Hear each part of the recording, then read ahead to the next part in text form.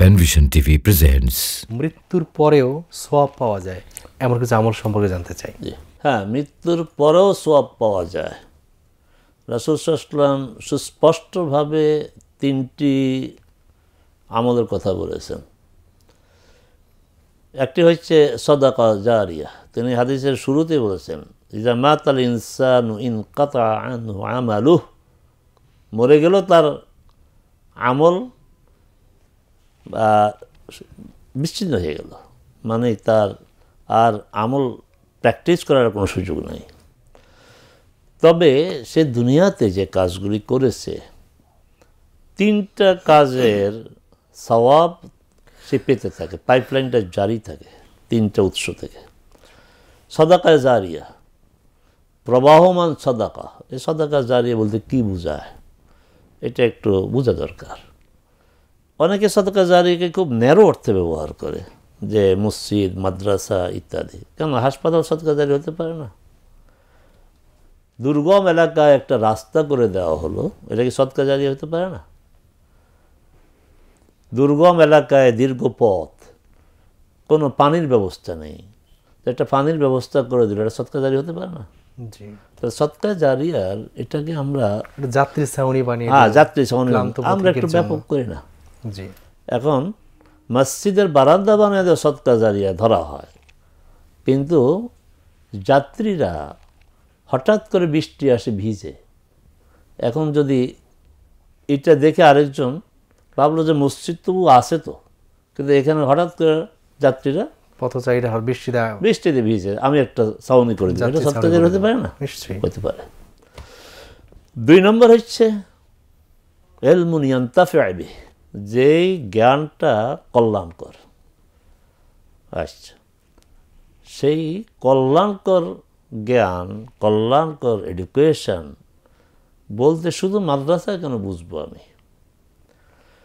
এবং এখন যে মানুষের কল্যাণে যে সমস্ত প্রযুক্তির ব্যবহার, যে সমস্ত জ্ঞান বিজ্ঞানের ব্যবহার, এখন যদি সত্যিকারভাবে মুসলিম হয়, আল্লাহকে ভয় করে, তাহলে এই যে আমাদের করোনা ভাইরাসের টিকা যারা আবিষ্কার করলো, জি, এটাকে আমি আওতায় ফেলতে পারি না? নিশ্চয়ই। সমস্যা যে তাদের ইমানটা নেই। যদি কোনো মুসলিম এটা চিকিৎসক বা একদল চিকিৎসক এই কাজটি করতো, তাহলে এটাকে সাদাকা জারিয়া না? সরি, কল্যাণকর জ্ঞানের মধ্যে কল্যাণকর জ্ঞানের ইলমান নাফিয়া অংশ। তো এগুলিকে আমরা একটু ব্রড করতে হবে, শুধু মাদ্রাসা, কোরআন হাদিস না। আরেকটা হচ্ছে, এটা কিন্তু আমল না, কিন্তু এটা একটা আমল, ওয়ালাদুন সালেহ, নেক সন্তান। জি, নেক সন্তান, এখানে একটা দৌড়ুল্লাহ নেক সন্তান, এখানে সন্তানের ব্যাপারে এসে দুটি কথা বলেছে। আজ আগে সন্তানকে আমল কিনা এটা আগে বলতে হবে। নূহ আলাইহিস সালাম দেখলেন ছেলেটা ডুবে যাচ্ছে, বাবা তো, বাবার তো নবী হলো, রসুল হলো তো বাবা, জি, একটা তো ডাক দিলেন আল্লাহকে, ইয়া রব, তো থাকেই, হে আমার রব, আমার বাবা, আমার সন্তান ডুবে যাচ্ছে। এবার আল্লাহ তার ধমকের সুরে বলছেন, এটাকে বলছেন যে আমালুন গায়রু সালেহ। আচ্ছা, সন্তানকে বলছেন আমল, আল্লাহ সন্তানকে আমল হিসেবে স্বীকৃতি দিয়েছেন, আর রাসূল সাল্লাল্লাহু আলাইহি ওয়াসাল্লাম বলছেন এটাকে আমলের অন্তর্ভুক্ত করে দিয়েছেন। তো এখানে সন্তানের ব্যাপারে কিন্তু কথা দুটি। একটা হচ্ছে সন্তানের যোগ্যতা কি, ওয়ালাদুন বলে নেই, ওয়ালাদ সালেহ, নেক সন্তান, সলে শব্দটা যুক্ত করে দিয়েছে। এই ব্যাপারে আমাদের সতর্ক থাকতে হবে যে বিবাহর পরে স্বামী স্ত্রী দুইজন বাবা মা হতে চায়, আল্লাহ সন্তান। এই বৃদ্ধ বয়সে জাকারিয়া আলাইহিস সালাম যখন দেখলেন যে অমৌসুমি ফল মারিয়ামের এখানে, উনি তো নবী, তারপরও তার বিশ্বাসের মানে লেভেলটা আরও বেড়ে গেল। সমস্যা নাই, বিশ্বাসের লেভেল বাড়তে পারে। ইব্রাহিম আলাইহিস সালাম বলছে, আল্লাহ দেখাও।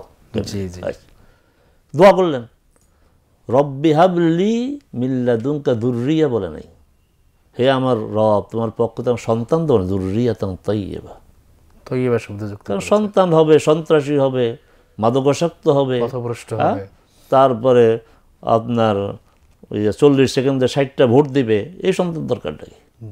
যুররিয়াতান রাসূল সাল্লাল্লাহু আলাইহি ওয়াসাল্লাম এখানে বলছেন সন্তান বলে নেই, সন্তান নেক সন্তান, সৎ সন্তান।